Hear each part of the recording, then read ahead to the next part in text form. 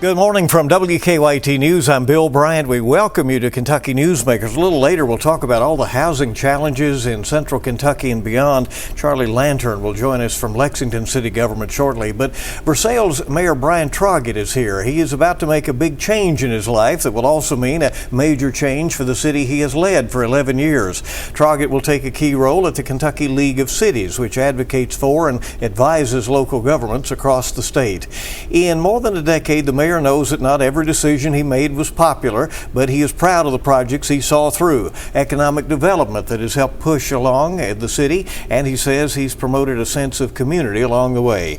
There's a new police station, a $4 million downtown entertainment pavilion, also an entertainment district in the downtown area, and Traugott put a priority on parks and recreation. Mayor Traugott joining us today about 3 weeks before he turns in the keys to City Hall. Indeed. Not that I'm counting the days, but yeah. But an interesting time in your life. Yes, isn't it? absolutely. Yeah. Well, let's talk about Versailles. You've said you like to think you're leaving the city in a better position than you found it. And when you became mayor 11 years ago, it was through a resignation and a quick process, and wasn't really on your bingo card, so to speak. No, it was not. We actually went 11 days without a mayor when I became mayor, so hopefully we don't have that same issue this time. But to go out midterm after coming in midterm, not something I intended to do, but you know, when opportunity knocks, sometimes you have to answer. And as you mentioned, I feel good about what we've done in Versailles. I feel good about leaving on a high note. A lot of politicians overstay their welcome, as you know, so I'm happy to go out when I am. What are you proudest of? I'm really proud, and this sounds cliched, but I'm proud of the sense of unity we've built in that community, working together with the county government, with the city of Midway, with nonprofits and businesses, both large and small, and citizens. We really have a level of cooperation and collaboration that I think is probably unmatched. Everyone gets along. We certainly have differences of opinion, and we encounter those from time to time. But it's just a great place to live, and the spirits are high now. How important is it that cities cooperate with the counties they're within and with surrounding communities who you may not see that border necessarily as something that it needs to hold back progress for an entire region? Oh, absolutely. A lot of people outside of government don't see those borders. We have to see the political boundaries, but I can tell you I've had it both ways in my 11 years, and getting along with the county government is a lot easier. You get a lot more done when you have multiple people at the table, focus on your shared priorities, and there are many, and there's going to be times when your constituency's demands are different, and that's unavoidable. That's part of it, but getting through those in a way that doesn't burn bridges and harm progress, I think, is key. All mayors face balancing progress and preservation, but Versailles is pretty unique in that. A very historic community surrounded by horse farms that make the entire region famous. Is it an even more delicate balance there? It is absolutely a more delicate balance there, and that is by far the most contentious issue that myself or any city or county leader is going to deal with in Woodford County and Versailles. I think we've done a good job of striking that balance. You have to have, change is going to happen. It's how you manage that change and that growth that matters, and whether you take charge of it or you let it just happen. I think we've done a good job of controlling our destiny, making any growth we have be positive growth to the community, both economic and environmental quality of life, and I think we've done a good job of that. Some may disagree, but I think by and large most would agree. I know there was controversy about a major water line coming through at one point in the county that because they said if there's water available there will be development. Yes. And there was a lot of concern, right? Yeah, that is something that they're running sewer lines now down to Castle and Key Distillery in the Millville area, and I think that's always a concern. Anytime you run utility infrastructure, people think that growth follows. Certainly makes it easier, but one thing in Woodford County, our land prices are so high that it is a challenge to grow without limitation because it's just so expensive to live there, build there, buy there. So when there is pressure, and you can, you're in a position now to kind of talk about this, and you'll be working with all the mayors around the state soon. When there is that pressure that comes to bear, that somebody wants to do a development, maybe it will bring jobs, it could increase your tax base, and yet the neighbors say, but there's going to be traffic, there's going to be trouble. How do you deal with that? It is a delicate tightrope to walk. One thing that you try to do is when the development starts, there are going to be pros and cons to every development and every change that happens. You try to identify those pros and cons. You work with the developer, you work with those who oppose it, and you try to narrow that down a little bit, get to a compromise. And that's what we just did it on a property called Edgewood, where there was just an announcement of the large distillery that bought that property. Was contentious when it was rezoned. It was litigated. We came together with the plaintiffs in that lawsuit, and we settled it, and I think it's a better project because of that for everybody. You said in your announcement about your forthcoming resignation that Versailles has a stronger sense of community, you feel, than ever before. How important was that for you and your desire to enhance that?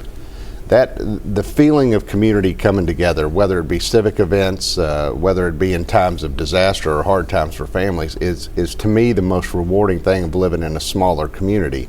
And we've invested in our downtown and our public event space, and to have events that bring people together, to have a wide array of events that bring a diverse group of people together for positive interaction and just relaxing and having a good time, that to me is what a city and a community is all about, and we've strived to provide that.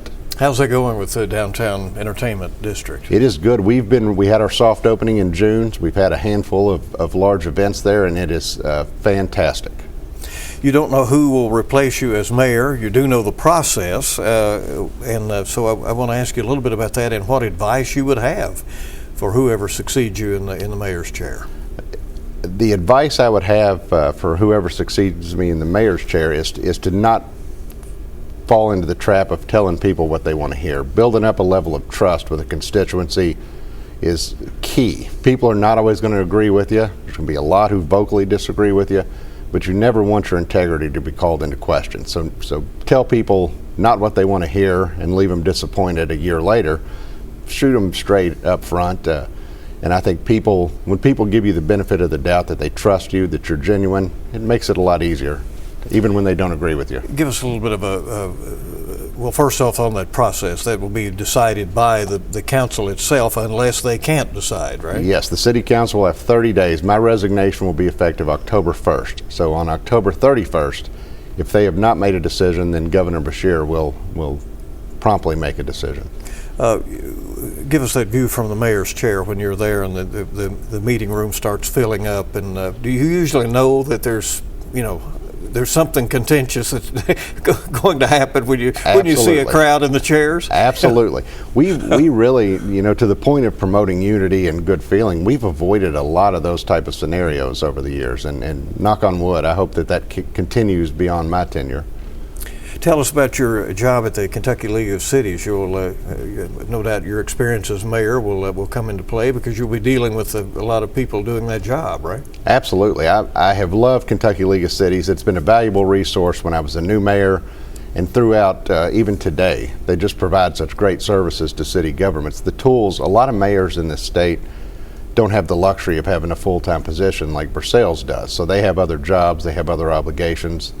Nobody becomes rich being mayor, I can tell you. These are people who do it for the love of community.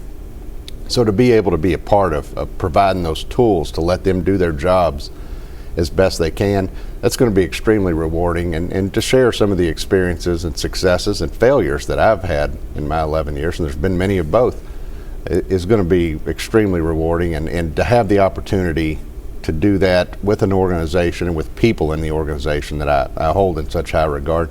I told somebody it's like being drafted by the '98 Bulls. You're coming onto a winning team already, and it feels good. Yeah, you'll travel the state some, and you'll go see what folks are dealing with. Maybe give some advice if they want it, right? Absolutely, I'm always happy to give advice. We have a rural image in Kentucky, to the nation, but in reality, more Kentuckians do live in cities. What do you think city dwellers have a right to expect out of their local governments, and is it a higher level of service than if they were not in the incorporated limits? Absolutely. I think the one thing about cities, counties are created by the states. Cities are organic creation of groups of citizens that come together. So I think there definitely is an expectation of a higher quality of government service. I think the priority of not all cities provide water, not all cities provide any utility, not all cities provide police protection even, but I think there are some basic fundamental things that governments have to do. Public safety, utility infrastructure, quality of life. That's really what you get from city government, your expectations should be elevated. Those parks that have to be maintained year-round, but Indeed. they're only used some months out of the year. Yes. Heavily, yeah. So Parks, it's transportation, mobility, pedestrian-friendly activities.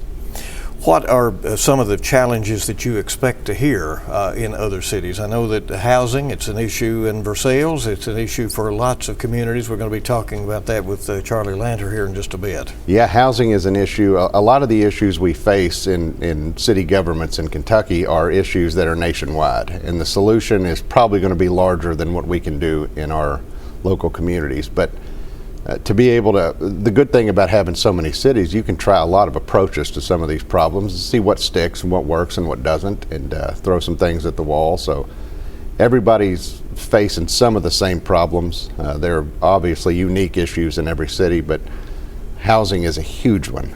Workforce is a huge one. The opioid problem is still a large issue. So there's a lot of shared issues that we can tackle. What do you want people to know about your 11 years as mayor, your gratitude to the people of Versailles, and the road ahead? Well, it has been, I am extremely grateful to be entrusted to lead the city that I have loved. It's been so good to me. I was born there. I'm going to stay there. I'm not moving away. So those who didn't like me are still going to be stuck with me. But I cannot express my gratitude anymore. My family has been supportive through this process, and they've sacrificed. You know, I made the decision to get in public eye. They did not necessarily. But Versailles people are the greatest, and it's been the greatest honor. And to move on to something that I can take those skills that I've learned there and hopefully do better for more people it's great. All right. It's been a big chapter in your life, I know, and it'll be an interesting new one. Brian Traugott is mayor of Versailles. He resigns at the end of the month to take a job with the Kentucky League of Cities. Thanks for being here. Thank you. Stay with us now. Charlie Lanter will be joining us from the government in Lexington. We'll be talking about the housing challenges out there that continue to grow. We'll be back in a moment.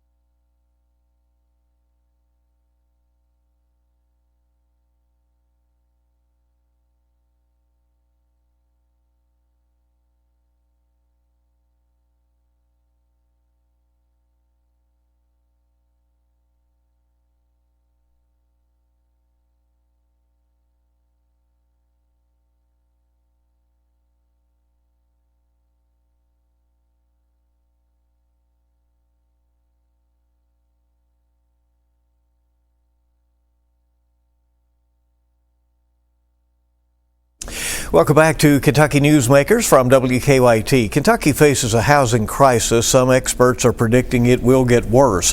One study is suggesting the state needs 600,000 homes, and the State Chamber of Commerce says that problem is holding Kentucky back. In Lexington, the problem is tough because many are homeless altogether. Others feel priced out of Lexington. Charlie Lanter is the Director of Housing and Advocacy and Community Development. He is with us today from the city. We appreciate you coming in. Thank you very much. Thanks for having me. You know, first, this is a long-term issue, and homelessness has changed over the years. It has, and in some ways it's gotten better. In other ways it's become more challenging. You know, our point-in-time count number is around 852, and 10 years ago that number was over 1,500. So when you look at that, you think, well, we've made progress. But at the same time, homelessness has changed. The face of homelessness has changed, and it's not always just the man on the street that you think of, you know, contextually when you talk about homelessness. And I think you're seeing more families. We're seeing more couples that don't want to separate. People who have pets. In our shelter system, which was, a lot of these places opened and were built, designed, 20, 30 years ago. They were designed for the problem then. And so a lot of our challenge is how do we adapt our response to homelessness to meet the needs of the people who are experiencing that situation. As you know, the advocacy groups will say that the number is higher because they are counting people who are just one half step away from the street. Yeah, and it's homelessness. We have to take different looks at it because it differs. It differs for different people. It differs in different communities. When the city does its formal count, the way we have to do that is prescribed by HUD. It's very rigid. It's very fixed. Very sort of fixed definition. Our community faith partners and some of them get together. They do a count in the summer. It's always larger. It includes folks we don't include, like people who are couch surfing, people who maybe are in jail and don't have anywhere to go once they get released, or were homeless when they went into the hospital and they're still there. So it broadens that definition a little and makes it that's the reason the numbers differ. It doesn't mean either one's wrong. It's just a different bite at the apple. You work first to prevent homelessness and then to help people who do fall through the cracks and who are living on the streets. Why does Lexington face such a challenge on this issue? And as someone who's covered the news in this city for 40 years, it has been a problem all along the way. Yeah, and it's the nature of it now is no different than what a lot of other cities, if not all of them around the country, are dealing with, and it's fueled by an affordability crisis in terms of housing. What we're dealing with right now is in 2008, when the housing market crashed, a lot of builders stopped building, or smaller ones went out of business, and they never came back, and they never started building at the rate they're building. Well, when you create a bottleneck even at the higher end housing market, that's going to create backups further down the chain in terms of affordable housing, and so that's what led to our affordability crisis. That's one element. And then when you bring in, we still have an opioid epidemic, we still have significant mental health problems that as a society we haven't dealt with correctly and appropriately, and so all of that has led to increases in different types of homelessness, and it made this need to review how we respond so that we have appropriate programs. You mentioned the part about how there isn't adequate housing being built. We know the city is allowing the urban services boundary to be expanded, and part of the case being made for that was more housing. But doesn't history teach us that, it is more attractive to developers to build shopping centers and, you have the athletic complexes and so forth, and that affordable housing does not often follow? Yeah, I mean, I think if it were more profitable to build affordable housing, we'd have it, right? Like, it wouldn't be that market issue. So, what we have to do as a community, what we do as a government, is we incentivize and prioritize. We just recently changed our zoning rules to add a density bonus for developers who want to build affordable housing. They can build at a higher zone density. We've eliminated parking requirements. We've just recently increased our affordable housing fund to $5 million, which subsidizes those developments. And so all of that together, it's our hope will incentivize developers to go in, not to just build housing, but to build affordable housing. And to be honest, we need all levels, not just affordable. We need workforce housing. We need all levels of housing, because if someone moves up from an affordable unit into a market unit, that frees it up for someone else. Yeah. Well, people feel priced out of the city in many cases, right? Oh, I'm sure many people do. And the interesting thing is our surrounding communities and really all of Kentucky has the same problem. It's a statewide challenge. And if you look at numbers that were recently put together by Kentucky Housing Corporation, there wasn't a single county in Kentucky that wasn't not only already dealing with this, but projected for it to get much worse over the next 5 to 10 years. The Safer Kentucky Act calls for fining or jailing the homeless population. It provides a provision for establishing permanent homeless camps. That is an option that local governments have. The local decision here is not to do that, right? Yeah, that has been done in other cities, particularly some large cities. They set up a designated camping area, and it has not gone well in the communities that have done it. Those areas, first of all, you have to find an area that's suitable, that's not going to have neighbors that don't want it there. That's very difficult. Then you have the challenge of providing the right services, making sure, but security is the biggest. In communities that have done that, they've had serious security issues. So our preference, and this can always change, but our preference in responding to House Bill 5, but also just to homelessness in general, is to operate with a little more dignity than just telling people that here's a place you can go camp. We want to make sure there's shelter space for you, and if not, can we use hotels? Can we partner with others to get you into actual shelter so that you're not having to go camp somewhere? Now, I understand the frustration of that if the shelter's full and you got nowhere to go, and that's where kind of that House Bill 5 tension comes up. What is the early impact of that, the so-called Safer Kentucky Act? We have seen some citations and arrests. They have happened.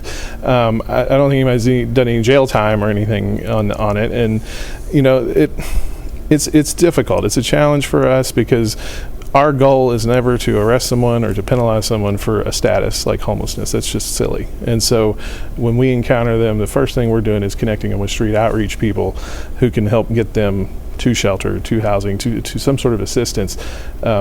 It's never the first response to issue a citation or a ticket. We work closely with the police department. They have a job to do. We understand that, and they're bound by the act. The act says that they must enforce it. So the impact thus far has been, I think, minimal. But if you're that one person that got cited, you wouldn't think it's minimal, obviously. Do you believe the resources are in place if for the homeless, if people know how to access those? Many resources are available. It's hard to say that there's every single case can be accounted for because often if you meet someone who's experiencing homelessness, you've met one person who's experiencing homelessness. Their stories are all different, their situations are all different, and we don't always have a shelter or a program with space that can accommodate everyone. And so we do work with community partners, faith-based partners. Everybody kind of calls around and does what they can when we get stuck, when there's somebody who can't get into a shelter. But we also recognize that there's a growing need and not a growing base of resources, meaning we haven't added shelter beds here in many years, but we know there's more unsheltered people. So we are funding a feasibility study right now that's just started that will look at what are the best practice around the country of shelters, programming, and how to respond. And then we're going to adopt some of that when that study's done and look at how do we expand our emergency response beds. You anticipate that the feasibility study will show the need for expansion? I think there's probably little doubt that it will. We have another affordable housing study coming out next month.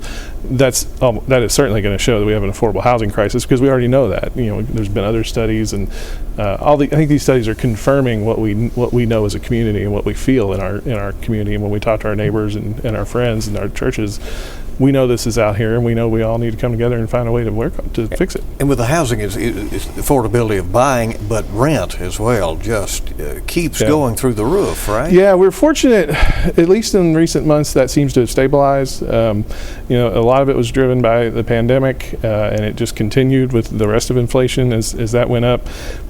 Unfortunately, rent's not an elastic price, so we don't expect that it's going to come down. Our real goal and key here is just to keep it from going up any farther. And so far over this year, it's been much better in terms of percentage of increases. But it's not just greedy landlords out there trying to make more money. Even our affordable housing properties are experiencing higher insurance rates, higher property management costs with staffing, all these things that combine together with the rise in interest rates and construction costs, all those are forcing them to raise their rents so that they don't lose money. You've said that dealing with housing is more than just a roof over an individual's head and a family, including health and educational opportunities and economic opportunity. How challenging is it to provide that? Are the pieces in place in this community to take care of those needs? Yeah, we're fortunate in Lexington. We have a broad array of providers, both nonprofit, for-profit, and institutional, like University of Kentucky's medical services. All of that combined together, it can meet our needs as a community. But does that mean that all of those have the capacity they need and the finances they need? No, that's always a struggle. That's why they're always out there, asking the government for money, asking donors for money, and that support keeps it going. But we have, because we're Lexington and we have the hospitals and the schools, we have a good core base of mental health services, healthcare services, educational supports, employment opportunities.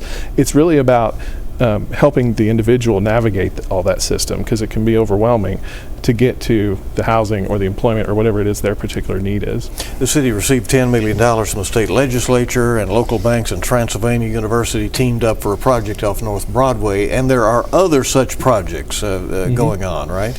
Yeah, our affordable housing fund has really had a great year. Over the past year, we've opened over 800 new units. Since its inception in 2014, the Affordable Housing Fund has either built or rehabbed and preserved 3,500 units of affordable housing. We've got at least a half dozen projects around the city right now under construction, hundreds of additional units. The problem with addressing the housing crisis is it's kind of like turning a large ship around. It's not something that I can fix in a month or a year. We got here over a very long period of time, as you mentioned, and the incremental progress that we're making, it'll get us where we want to be, but we all need patience, and we also need to keep the fight. We need to keep the faith and keep going, because we can't quit. We got a long way to go still. Your goals in the months ahead?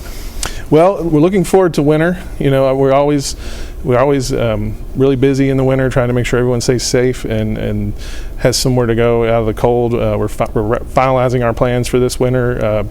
We'll have some details ready over the next month.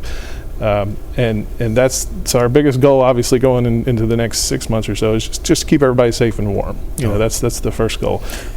Charlie Lanter, we appreciate you dropping by very much, and all the work that you do out there. Anytime. Right. Thank you. Stay with us, everybody. We'll be back on WKYT's Kentucky Newsmakers. Wrap it up in just a moment.